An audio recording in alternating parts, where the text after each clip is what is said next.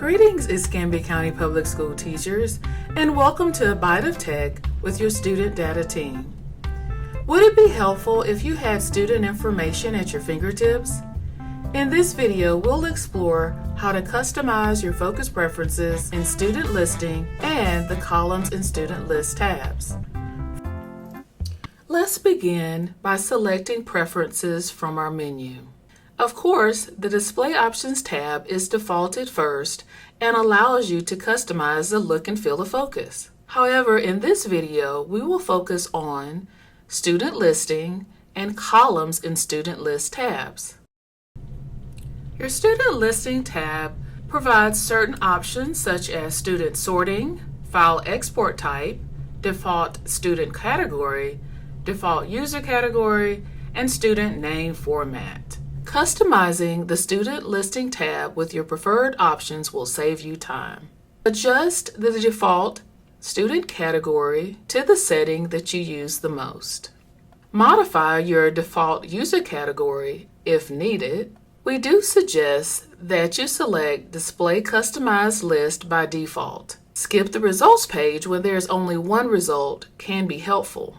Again, select the options that best meet your needs. In the student name format, now you can actually select the student's preferred first name, such as last, first, and preferred to be visible.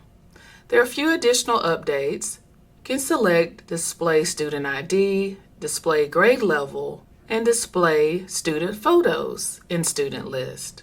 Remember to save your updates. When customizing columns in Student List, you'll refer to your category, your field, and Display in Student List. Columns in Student List.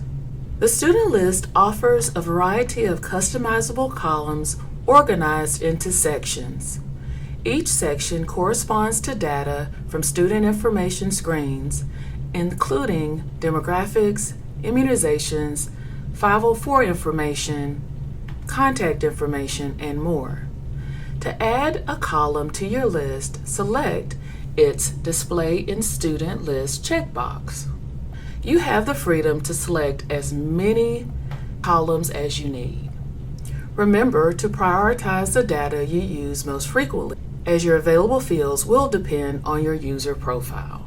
Enrollment verification, early warning systems, primary exceptionalities, reading, graduation status. When finished, click Save to apply your changes.